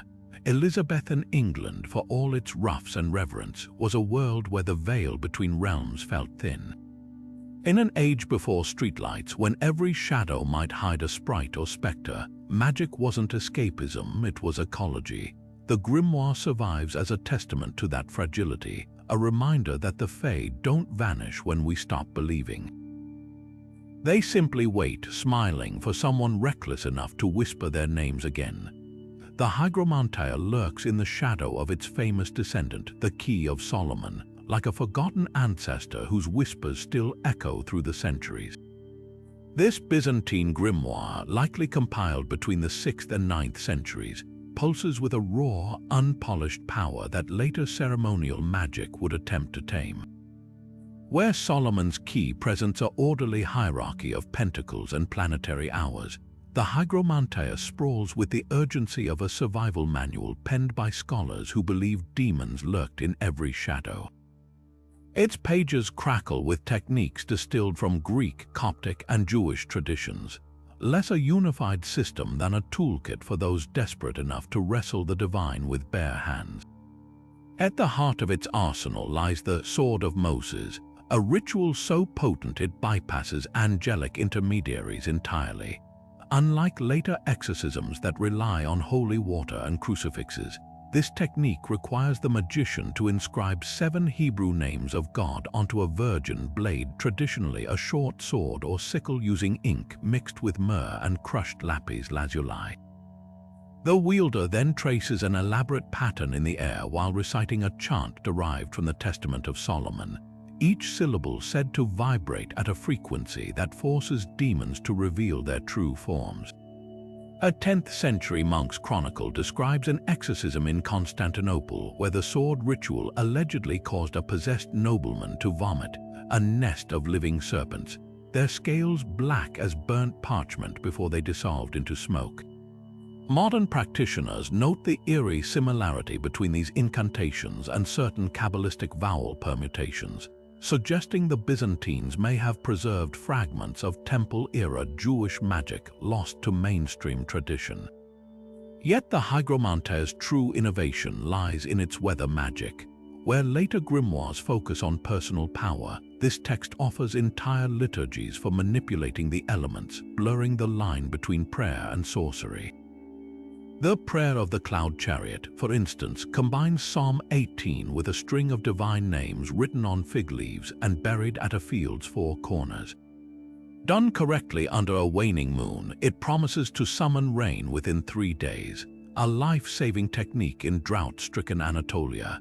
But the manuscript carries a warning. One 12th century marginalia depicts a monk struck by lightning mid-ritual. His robes aflame as the text explains he mispronounced the name Galgalil, angel of the whirlwind. What makes the Hygromantea so fascinating isn't just its content, but its cultural crossroads. Here, Christian psalms rub shoulders with Greek Orphic hymns, Hebrew divine names intertwine with Coptic symbols, and the Archangel Michael appears alongside the serpent-slaying god Apollo. A surviving leaf from the Vatican's restricted collections shows a pentacle incorporating the Eye of Horus beside a cross, an unthinkable syncretism in later, more dogmatic eras. This was magic forged in the melting pot of Byzantium, where faiths collided and borrowed freely, creating something neither fully sacred nor profane. Perhaps that's why the Church worked so hard to suppress it. While the Key of Solomon could be sanitized as white magic, the Hygromantea refused categorization. Its weather prayers too closely resembled the miracles of saints, its exorcisms too effective to dismiss as heresy. In its tangled verses, we glimpse a world where magic wasn't yet forbidden, just dangerously accessible, a set of tools any determined soul could wield without papal approval. And that, more than any demon or storm, was what made it truly threatening. King Solomon's legend as a wise ruler barely scratches the surface of his occult reputation. The Testament of Solomon, a pseudepigraphal text dating back to the early centuries of the Common Era, paints a far darker portrait, one where the king's famed wisdom is weaponized through supernatural means. At its core lies the story of his enchanted ring, a gift not from human hands but from the Archangel Michael himself, crafted from brass and iron and set with a single jewel carved with the symbol of the five-pointed star. This ring wasn't merely ornamental. It was a divine leash forged to bind demons into servitude during the construction of Solomon's temple. The text's most gripping passages detail the king's encounter with Honorius, a shape-shifting vampire demon who drained the life from laborers by sucking the blood from their thumbs under the guise of friendship. Here, the testament blurs folklore and theology. Honorius isn't some mindless monster, but a cunning entity who taunts Solomon with riddles before the ring forces him to his knees. What follows reads like a supernatural interrogation. The demon, compelled by the ring's power, reveals his origins as a fallen watcher, his hunger for human vitality, and most critically, the names and weaknesses of his fellow demons. This isn't just an exorcism, it's a cosmic chess match, with Solomon extracting secrets to expand his dominion over the infernal hierarchy. Yet the Testament's magic isn't merely about control, it's about architecture as alchemy. Solomon's temple, often celebrated as a monument to piety, is recast as a monument to occult engineering. The demons he enslaves become divine tools. The monstrous Ephippas carries marble slabs from distant quarries with preternatural strength. The seven-headed behemoth digs foundations with its serpentine tails. Even the wind itself is harnessed through the demon Canopigos, who bind storms into obedience. The text describes pillars hollowed out to contain bound spirits, their whispers allegedly audible during certain lunar phases centuries later, a detail that resurfaced in medieval Masonic lore, where Solomon's temple became a blueprint for living architecture. Christian scribes layered their own theology onto this Jewish mystical foundation. Later versions of the Testament reframe Solomon's power as fleeting, his eventual fall into idolatry serving as a cautionary tale against dabbling with forces even wisdom can't fully master. A striking interpolation describes the king's ring losing its luster after he worships foreign gods. its star symbol cracking as the demons he once controlled returned to haunt him. This wasn't just moralizing, it was ecclesiastical damage control, a way to acknowledge Solomon's magic while reinforcing the Church's monopoly on spiritual authority. Modern scholars note eerie parallels between the Testament's demons and older Near Eastern myths. Honorius shares traits with the Babylonian Galu, blood-drinking spirits that lurked at crossroads, while Ephippas echoes the Greek Cyclopes, master builders of legend. These overlaps suggest the text wasn't pure invention, but a tapestry of regional folklore woven into a Judeo-Christian framework.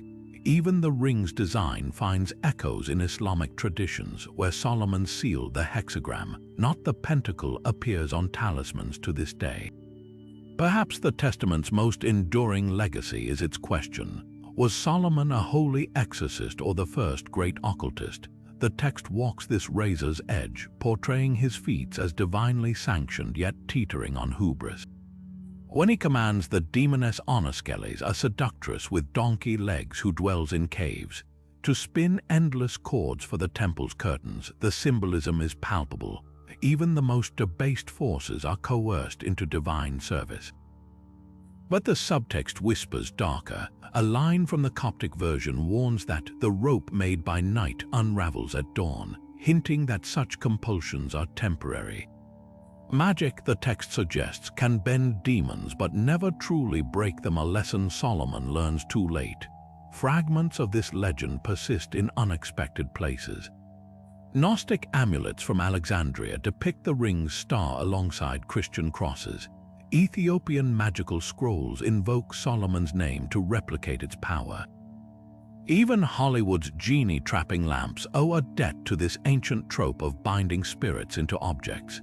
Yet the Testament's real power lies in its duality, a story where faith and sorcery intertwine like the braided cords of Solomon's temple, leaving us to wonder whether the difference between sacred and forbidden magic is merely a matter of who holds the ring. The Greek magical papyri read like a fever dream of antiquity, scraps of spells, hymns, and rituals scribbled in Greek, Demotic, and Coptic, all whispering of a time when magic wasn't fringe but fluid. These tattered fragments, mostly rescued from the sands of Egypt between the 1st and 5th centuries, reveal a world where gods bled into one another.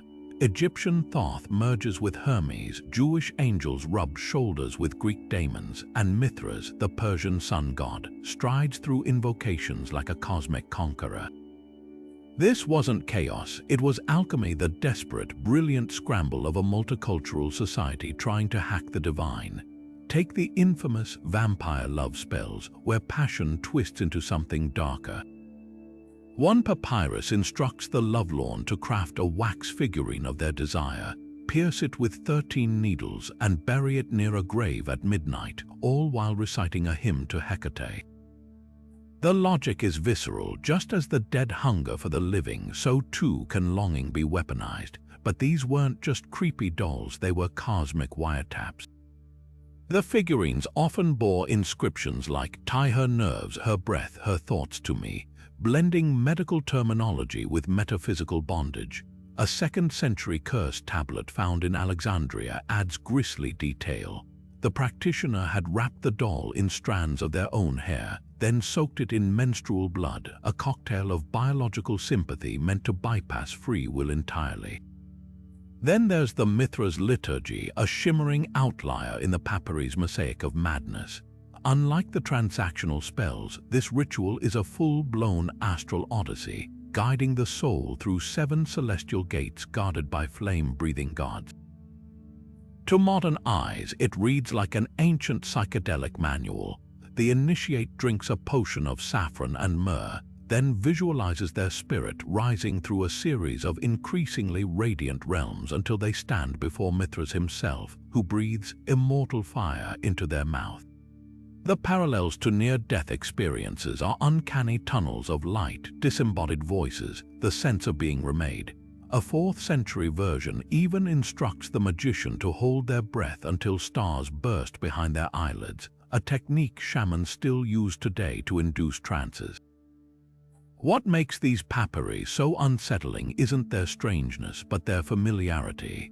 The love spells echo modern toxic relationships, the desire to control, to possess. The Mithra's liturgy mirrors New Age ascension rituals, right down to the violet flame visualizations. Even the syncretism feels eerily contemporary, as if the ancients were the first religious remix artists, sampling deities like beats in a cosmic playlist. Yet the greatest mystery isn't in the spells themselves, but in their survival. These papyri were the underdog's grimoire, cheaper than temple fees, more personal than priestly intercession. A slave could whisper a prayer to Hermes, a merchant's wife could commission a curse tablet against her rival. In their ink-stained margins, we hear the voices history usually silences, the desperate, the heartsick, the recklessly ambitious. And that's the real magic, not the gods or the gateways, but the human hands that scribbled these pleas onto fragile papyrus, trusting against all odds that someone somewhere was listening. Among the crumbling ruins of ancient Athens, buried beneath olive groves and forgotten marketplaces, archaeologists uncovered something far darker than pottery shards or broken statues, a trove of cursed whispers pressed into lead. The Sword of Dardanos isn't a blade of steel, but a collection of Hellenistic curse tablets, their surfaces etched with spells so potent they crossed oceans and centuries to ensnare the hearts of the unwilling. At the center of this dark arsenal lies the notorious erotic binding spell, a ritual that didn't just court affection, it shackled desire like a chain around the soul. The mechanics of these spells reveal a chilling precision. Each tablet, no larger than a palm, was inscribed with the names of both target and petitioner, often alongside gruesome invocations to underworld deities. One particularly vivid example from 3rd century Cyprus calls upon Hecate and Hermes to melt the innards of a woman named Eudoxia until she burns with unquenchable fire for the spell's caster. But the true horror lies in the details. The lead was folded, pierced with nails, and buried near graves or crossroads, symbolically entrusting the curse to restless spirits who would enforce it. What makes these curses so unsettling isn't just their cruelty, but their sheer geographical reach. A tablet found in the ruins of Carthage mirrors the wording of one excavated in Corinth, suggesting a widespread, almost standardized formula for coercive love. The so-called sword itself, a metaphorical title borrowed from a line in one spell invoking the mythical blade of Dardanos, wasn't just a tool, but a network of dark knowledge passed between practitioners like a sinister recipe book. Modern recreations of these rites have yielded eerie results. In 2018, a team of historians and folklorists attempted a sanitized version of the ritual using replicated materials. Though no names were invoked, participants reported unsettling dreams of shadowy figures whispering in ancient Greek, while one volunteer's sleep-tracking device recorded inexplicable spikes in heart rate at precisely 3:33 a.m. For 7 nights straight, skeptics dismissed it as placebo, but the lead researcher noted a chilling parallel. The original spells often demanded a 3-day incubation period, with effects peaking on the 7th night. Perhaps the most haunting aspect of the Sword of Dardanos is its legacy. These curses didn't vanish with the Hellenistic world, they evolved. Medieval love charms in France called for burying parchment under church steps. Renaissance grimoires prescribed wax effigies and rose thorns. The DNA of the binding spell lingers in modern pop culture, from love potions in fairy tales to the toxic trope of obsessive romance. The ancients might have called it magic, but we recognize something far more familiar: the timeless, terrifying lengths humans will go to possess what they cannot earn.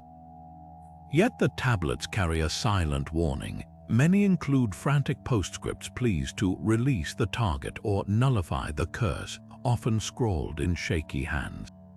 It's as if the spellcasters, too, became ensnared in their own designs. One tablet from Syracuse ends with a desperate addendum: if she comes willingly, break the lead. A reminder that even in a world of gods and ghosts, the human heart remains the most unpredictable force of all. Hidden in the vaults of Prague's Strahov Monastery, a crumbling manuscript from the 16th century holds instructions so macabre they blur the line between science and sacrilege. The Prague Necromantic Manuscript isn't just a collection of spells. It's a forensic manual for harvesting power from the dead, its pages stained with cryptic diagrams and annotations in faded brown ink that scholars suspect might be blood. At its core lies the infamous Hand of Glory ritual, a process so gruesome it required ingredients only the most desperate or deranged would dare to collect. Picture this, a moonless night in the shadow of Prague's gallows, where the bodies of executed criminals swing in the cold wind. According to the manuscript, the ideal specimen for a Hand of Glory wasn't just any corpse, it had to be a thief or murderer, their life cut short by the noose. The left hand was severed at the wrist, wrapped in a shroud of grave cloth, then pickled in a jar of salt, pepper, and niter for 15 days. After this macabre curing process, the hand was dried over an oak fire fed by the wood of a hanged man's gibbet, its fingers slowly curling into a ghoulish claw. The final step, dipping the withered appendage in wax rendered from the same criminal's fat, molding it into a candle holder that allegedly paralyzed anyone who glimpsed its flickering light. But why go to such extremes? The manuscript claims this grotesque artifact was the ultimate tool for thieves and necromancers alike. When lit, its fingers served as wicks, casting a light visible only to its wielder, a supernatural flashlight for midnight burglaries. Worse still, folklore from the Bohemian countryside tells of robbers who used the hand to freeze entire households in their beds, their victims awake but unable to move or scream as their homes were ransacked. A particularly chilling account from a 17th century trial in Brno describes a burglar caught with one such relic, its fingers still gripping half-melted candles of a greasy, foul-smelling tallow. The Prague manuscript's true horror, though, lies in its meticulousness. Unlike other grimoires that speak in vague metaphors, this text reads like a butcher's ledger. It specifies the exact number of revolutions to wrap the hand's binding cloth, 7 times widowshins, the proper phase of the moon for harvesting, when Diana's face is dark, and even the preferred type of salt, that which has touched a bishop's corpse. This clinical attention to detail suggests the author wasn't just theorizing, they were documenting tried and tested methods. Marginal notes in one surviving copy hint at a darker truth, a list of names next to dates and locations, possibly recording successful acquisitions of hands. Modern experiments with reconstructed hands of glory yield unsettling results. In 2014, a team of historians and chemists followed the manuscript's instructions using ethically sourced materials. While their replica didn't induce paralysis, infrared cameras revealed an anomaly. The flame burned colder than any natural fire, emitting a peculiar spectral signature that briefly distorted nearby electrical devices. Skeptics called it coincidence, but the lead researcher noted a bizarre detail: the wax had inexplicably dripped upward in several places, defying gravity as if pulled by an unseen force. Beyond its infamy, the Hand of Glory symbolizes a brutal truth about forbidden magic. It thrives in the intersection of desperation and opportunity. The gallows of Renaissance Europe were public spectacles, but they were also grim marketplaces. Executioners sold body parts as medical curiosities. Apothecaries ground bones into powders. In this world, the Prague manuscript wasn't just a grimoire. It was a recycling guide for the damned, turning society's rejects into vessels of supernatural utility. Perhaps that's why the Church hunted it so fiercely. Not because it defied God, but because it revealed how thin the veil between justice and exploitation truly was. When a hanged man's hand could become a weapon, the moral high ground crumbled beneath the feet of those who'd condemned him. The manuscript's survival, tucked away in a monastery of all places, feels like a final jest, a reminder that even the holiest walls couldn't keep out the allure of the forbidden. Buried beneath the ivy-covered walls of Cambridge's libraries lies a manuscript that bridges the gap between whispered folklore and tangible healing, the Cambridge Book of Magic. This Anglo-Saxon charm collection, scribbled onto parchment in the 10th century, isn't just a relic of superstition. It's a window into a world where every ailment, from a sudden fever to a stabbing pain in the side, might be the work of invisible arrows loosed by vengeful elves. The so-called elf-shot charms, with their rhythmic alliterative verses, weren't mere poetry. They were medicinal incantations, blending Christian prayer with older, earthier magic. Imagine a healer hunched over a hearth, murmuring words like "Gif hit where essa jescot arth, the hit where ilfa jescot," if it were the shot of the gods or the shot of elves, while pressing a poultice of crushed herbs to the patient's skin. This wasn't just faith healing, it was early holistic medicine where words and plants worked in tandem to mend both body and spirit. One of the manuscript's crown jewels is the 9 Herbs Charm, a sprawling incantation that names each plant like a general mustering troops: mugwort, plantain, lamb's cress, chamomile, nettle, crabapple, thyme, fennel, and the mysterious aterloth, likely betony or vervain, though scholars still debate its identity. Each herb is hailed for its virtues, not just as a physical remedy but as a spiritual ally.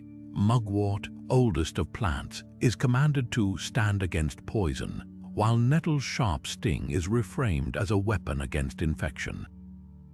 Modern herbalists have been stunned by how closely these ancient prescriptions align with contemporary science. Mugwort, rich in antimicrobial compounds, was indeed used for centuries to cleanse wounds.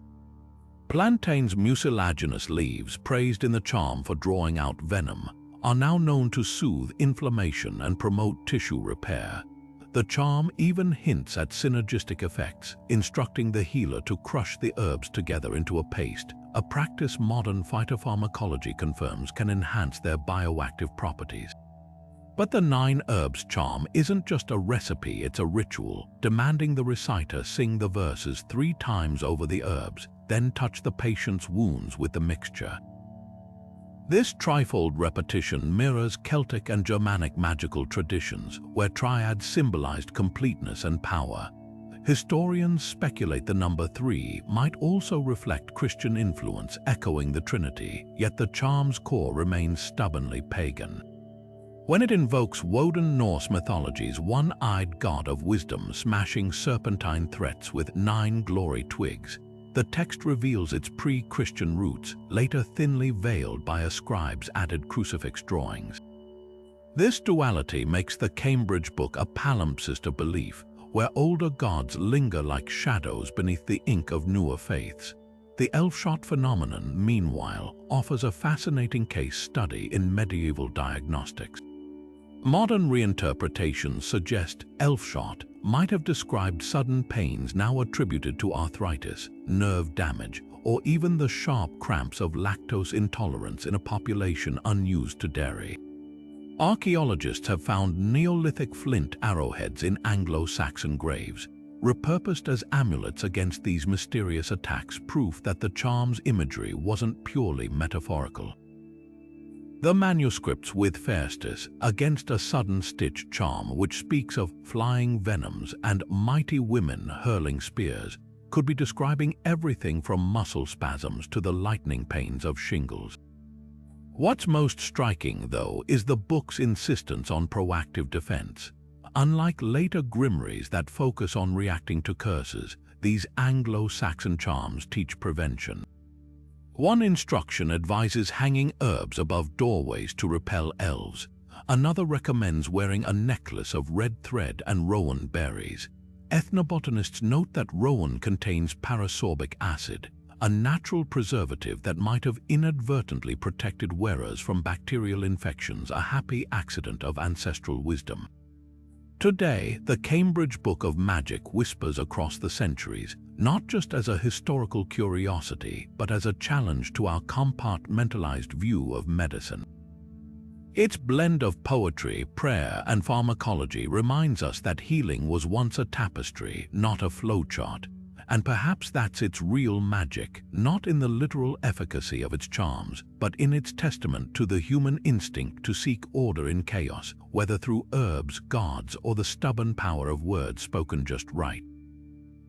Deep in the vaults of Munich's University Library, hidden behind layers of dust and centuries of deliberate silence, lies a manuscript so dark it makes the average grimoire look like a child's bedtime story. The Munich Necromancer's Manual, penned by an anonymous cleric in the 1500s, doesn't just flirt with the forbidden, it plunges into the abyss with a quill dipped in something far darker than ink. What sets this text apart isn't its age or even its sacrilegious nature, but the chilling precision with which it documents the mechanics of necromancy, not as folklore, but as a series of step-by-step rituals, each more unsettling than the last. At the heart of its horrors lies the Three Good Brothers rite, a necromantic operation that twists Christian symbolism into something unrecognizable. The ritual hinges on summoning the spirits of three deceased men, ideally those who died violently and without last rites, binding them into service using a perversion of the Holy Trinity's imagery. The cleric's instructions are methodical. First, the magician must procure 3 shroud nails from graves disturbed by recent storms, hammering them into a triangle around a pit filled with wine, milk, and the practitioner's own blood. Next comes the incantation, where the names of the Father, Son, and Holy Ghost are invoked backward, each syllable punctuated by the ringing of a funeral bell stolen from a churchyard. Historical records suggest this wasn't just theoretical. A marginal note in a 16th-century inquisitor's journal describes a Franciscan monk caught attempting the ritual in a charnel house outside Nuremberg. When authorities broke down the door, they found him crouched in a circle of overturned gravestones, whispering to 3 spectral figures clad in tattered burial shrouds, figures that allegedly turned toward the intruders with hollow eyes before dissolving into the pre-dawn mist. The monk, when questioned, babbled about the brothers demanding payment in the form of forgotten memories, leaving him unable to recall his own baptism or even his mother's face. But the manual's true infamy lies in its eerie foreshadowing of the forced legend. Like Goethe's doomed scholar, the anonymous cleric writes of striking bargains with the dead, trading fragments of one's past for glimpses of the future.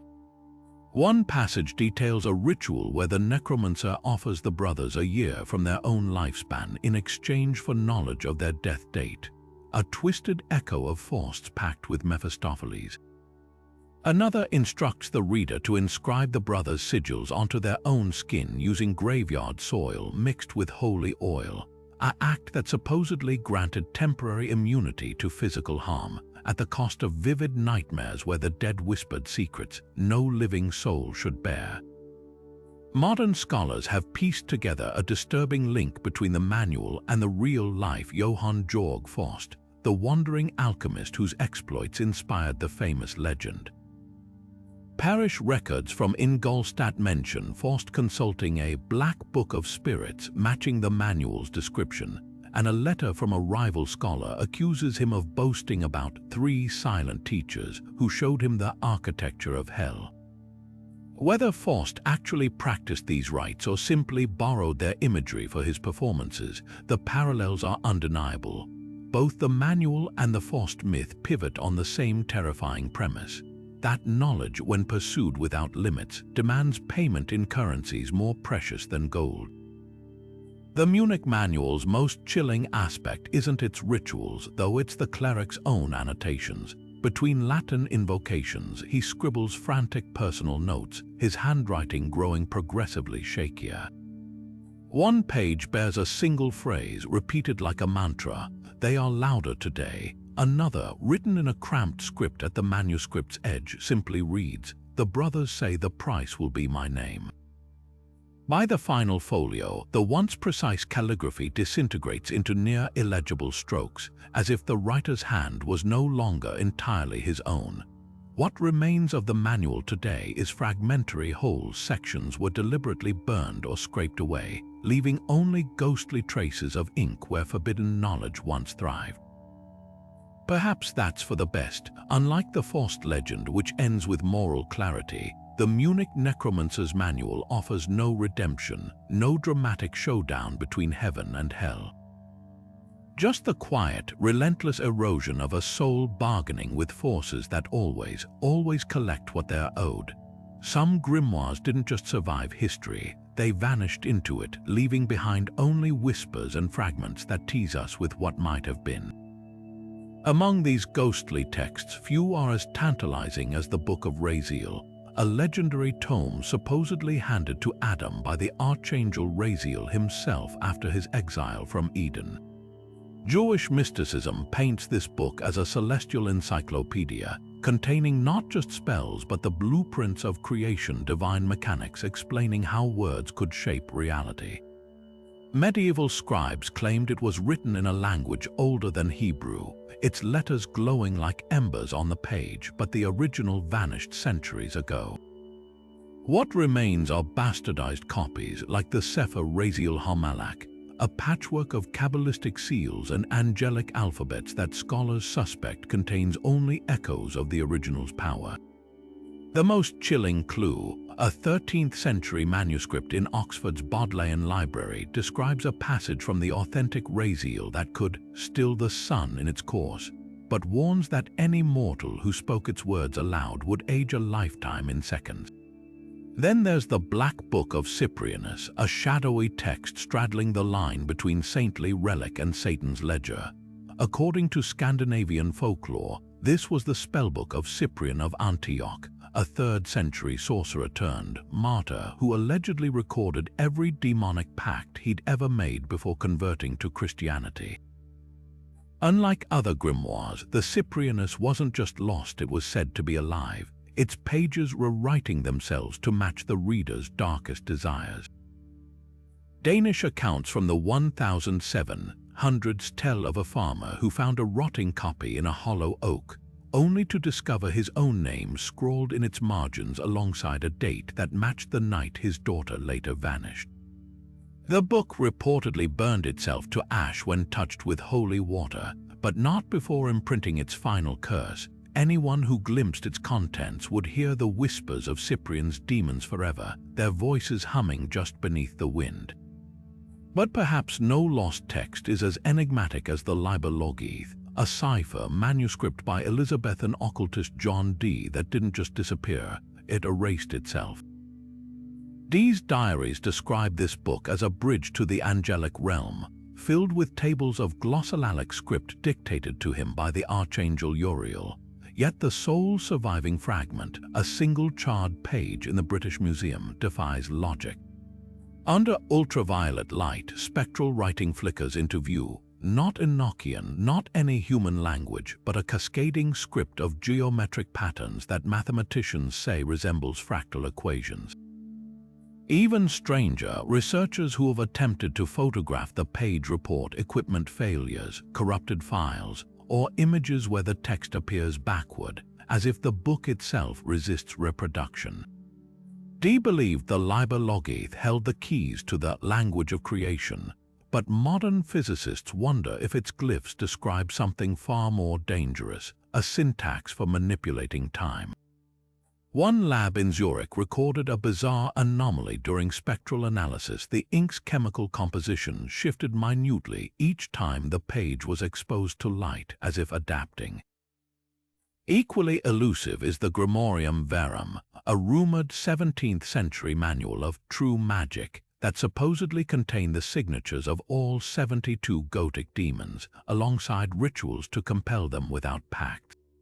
Unlike its cousin, the Lesser Key of Solomon, the Grimorium Verum allegedly revealed a loophole.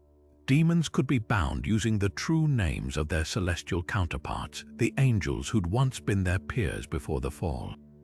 A French aristocrat's memoir from 1789 mentions a stolen copy used to summon the demon Astaroth by invoking the angelic name Tahariel, resulting in a manifestation that left the summoner's library frozen in mid-July heat, the bookshelves glazed with frost. The text itself was said to have dissolved upon the summoner's death, its pages crumbling to black dust that stained his heir's hands no matter how often they washed. And finally, there's the Book of Thoth, an Egyptian precursor to all Western magic, said to be buried with its author, the god of wisdom himself. Classical historians like Plutarch swore it existed, hidden in a golden casket beneath the Nile, its pages containing spells to animate statues, part seas, and converse with the dead. But the most haunting account comes from an Arab historian's anecdote about a prince who unearthed the book in the 9th century. Upon reading its first passage, he was seized by invisible forces and dragged into the river, his last screams bubbling back as laughter. Modern archaeologists dismiss this as myth, but a papyrus discovered in a Coptic monastery in 2003 contained a single line that matched ancient descriptions of Thoth's writing. The sky's weight is measured by the silence between heartbeats. The rest of the scroll was blank, as if the words had fled upon exposure to air. These 5 fragments: Raziel's lost physics, Cyprian's cursed ledger, Dee's self-erasing cipher, the Grimoire's celestial loopholes, and Thoth's drowning wisdom remind us that the most powerful magic rarely stays in human hands. Perhaps they vanished because they were never meant to be kept, or worse, because something took them back. The internet was supposed to kill superstition, but forbidden magic simply evolved, transforming from ink and parchment into cursed PDFs and viral rituals lurking in the digital shadows. Modern occult forums whisper about the Dantalian Files, a trove of digitized grimoires that first surfaced on a now-defunct dark web archive. Users who downloaded the documents reported bizarre glitches, their devices overheating, screens filling with Enochian script, or files rewriting themselves overnight. One Reddit thread from 2018 describes a programmer who attempted to debug a corrupted PDF of the Lesser Key of Solomon, only to find his compiler spitting out flawless Latin hexes he'd never typed. Skeptics blamed malware, but the pattern was undeniable. The deeper users dug into these texts, the more the digital world around them warped. Librarians have become frontline witnesses to this phenomenon. At the University of Pennsylvania's Kislak Center, rare books curator Mitch Froz recounts the precautions taken with their digitization projects. "We've had scanners malfunction mid-session when capturing certain 15th century grimoires," he explains. One technician swears her monitor displayed a grinning face in the static right before the entire system crashed. Other institutions report similar anomalies. A British library archivist, speaking anonymously, describes a 17th century Swedish manual of spirit summoning that corrupted every backup drive it touched, leaving behind audio files of whispering voices in a language no linguist could identify. YouTube rituals amplify these dangers, turning ancient rites into dangerous clickbait. The Midnight Challenge trend, where users chant Enochian phrases from their screens at 3 a.m., has spawned hundreds of videos claiming paranormal encounters. One viral clip shows a teenager's livestream cutting to static before resuming with his reflection still mouthing words he'd stopped speaking. Doctors later diagnosed him with severe sleep deprivation and night terrors, but the comments section filled with claims he'd opened a gateway. Psychologists point to the nocebo effect, expectation breeding experience, yet the line between suggestion and something stranger blurs when multiple participants independently report the same hallucinations. Shadowy figures glimpsed in peripheral vision, electronics sparking, or sudden drops in room temperature precisely at the ritual's climax. Digitization also resurrects texts once thought safely contained. The infamous Codex Gigas, known as the Devil's Bible, was carefully sequestered in a Swedish vault due to legends of its cursed origins. But when high-resolution scans went online in 2017, forums lit up with reports of nightmares and sleep paralysis linked to viewing its hellish full-page devil illustration. A Latvian IT worker's case stands out after zooming in on the demon's eyes for a coding project. His apartment's smart devices began playing Gregorian chants at maximum volume until he reformatted every drive. Coincidence, perhaps, but when the University of Prague's parapsychology department quietly tracked 30 similar incidents, they noted an unnerving consistency. Each involved interaction with page 690, a section detailing a medieval exorcism rite. The real horror isn't that these texts retain power in the digital age, it's that their reach has expanded exponentially. A parchment can burn, a cursed PDF replicates endlessly, hiding in cloud backups and forgotten downloads. One Google engineer's leaked memo from 2021 revealed an AI language model trained on occult corpora began generating coherent demonic invocations in its outputs despite no such prompts. The model was scrapped, but not before one tester's smart home system allegedly recited the Lord's Prayer backward in a synthesized voice. Whether glitch or ghost, the message is clear: forbidden knowledge adapts faster than we can contain it. And in an era where everything lives forever online, some doors once opened might never fully close. Scholars and occultists have been locked in a quiet battle for centuries, one that pits historical skepticism against unshakable belief. On one side, historians pore over these ancient texts with magnifying glasses and carbon dating, dissecting every stroke of ink for clues about their true origins. Many grimoires once credited to biblical figures or medieval magicians have been debunked as clever forgeries. Take the Key of Solomon. While its rituals feel timeless, handwriting analysis suggests the earliest surviving copies date to the Renaissance, 1,000 years after the legendary king's reign. Even the notorious Necronomicon, popularized by Lovecraft's fiction, has been traced to a 20th century hoax. And yet, in rare manuscript collections from Oxford to Kyoto, conservators handle these disputed texts with gloved hands, not just to protect fragile parchment, but to shield themselves from whispered stories of librarians who have fallen ill after cataloging certain pages. Practitioners, however, dismiss academic debates as missing the point entirely. For them, the power of these texts isn't tied to provenance, it's about results. Modern occultists point to strange consistencies across unrelated traditions. The same angelic seals appearing in both Kabbalistic and Coptic manuscripts, or nearly identical demon-binding rituals found in Europe and Japan. One London-based chaos magician recounts a chilling experiment where she simultaneously performed a protection spell from the Galdrabok and a Shinto exorcism rite, only for her apartment's temperature to inexplicably drop 20 degrees, her candles snuffing out in unison. Skeptics call it confirmation bias, but she insists the spirits don't care who wrote the instructions, only that you followed them correctly.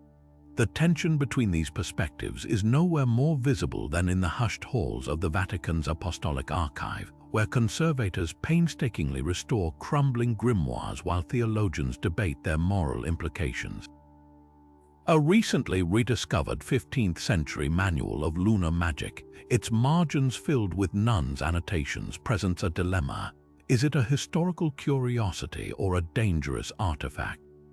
One archivist, speaking anonymously, describes an eerie pattern: certain pages refuse to lie flat, as if resisting preservation. Meanwhile, in Prague's Strahov Monastery, a team using multispectral imaging uncovered hidden layers of text beneath a cursed prayer book, revealing older, darker invocations scraped away by some long-dead censor. These palimpsests suggest even our ancestors grappled with the same question. When does preserving knowledge become recklessness? Perhaps the most fascinating examples emerge from collaborations between skeptics and believers. At the University of Exeter's Conjuring History Project, historians and practicing witches jointly reconstruct rituals from the sworn Book of Honorius. During a controlled experiment in 2022, Participants chanting the book's angelic incantations under lab conditions reported measurable shifts in brainwave activity, though researchers couldn't determine if the effect came from acoustic resonance or something less quantifiable. Similar studies with the Greek magical papyri revealed that certain vowel sequences, when vocalized at specific frequencies, produced infrasound waves capable of inducing trance states. Science explains the mechanism, but practitioners argue it validates the magic. Our ancestors didn't need spectrographs to know these words had power. They felt it, as ultraviolet scanners reveal erased passages and spectral imaging uncovers ghostly fingerprints on ancient margins. One truth becomes undeniable. Whether these texts are divine revelations, psychological tools, or elaborate hoaxes, their influence has shaped history in ways neither scholars nor sorcerers can fully untangle. The ink may fade, the parchment may crumble, but the debate, like the magic itself, refuses to die. Across centuries and civilizations, one pattern remains unsettlingly clear: humanity's hunger for forbidden knowledge isn't just curiosity. It's a compulsion, a relentless drive to peel back the veil no matter the cost. From the alchemists who burned their eyes staring into celestial flames to the modern programmers decoding cursed manuscripts with AI, we keep returning to the same dangerous question: what happens if we succeed? The irony is palpable. These texts promise power, but so often they leave behind scorched earth, lives unraveled, minds fractured, histories rewritten in blood and ash. Consider the Munich Necromancer's Manual, its rituals binding the dead with inverted prayers, or the Black Raven's spectral army, summoned to serve empires that crumbled anyway. Even the Book of Oberon, with its glittering fairy bargains, reveals the hollowness at the core of such pursuits. Every golden promise comes threaded with a warning: knowledge isn't neutral. It bends the seeker as much as the sought. The Vatican locked away the clavicular's most potent seals. The Norse buried their rune masters with their secrets. The Egyptians drowned the Book of Thoth rather than let it surface. Were they afraid of magic or of what it would expose about the human heart? Today, the obsession lives on, digitized and decentralized. Reddit threads dissect the Voynich Manuscript with crowd-sourced cryptography. YouTube rituals go viral between makeup tutorials. The tools have changed, but the desperation remains. We still whisper to the dark, hoping it whispers back. Still trade memories for glimpses behind the curtain. Yet history's lesson is stark. Every time we've pried open a door marked forbidden, something has slipped through. Not always demons or curses, but something subtler. The erosion of certainty, the weight of knowing too much. So here's the question that lingers, as unsettling as a half-decoded sigil. Is the true purpose of forbidden knowledge to be found, or to teach us when to stop looking? The grimoires we've burned, the languages we've forgotten, the spells we've scrubbed from parchment, were they lost by accident or by design? Perhaps some secrets aren't meant to be solved. Perhaps their power lies not in what they reveal, but in the humility they demand. Now we pass it to you. In the comments, debate, dissect, defy. Would you risk everything to know what's hidden? Or would you let the shadows stay and wonder forever what might be waiting in the dark?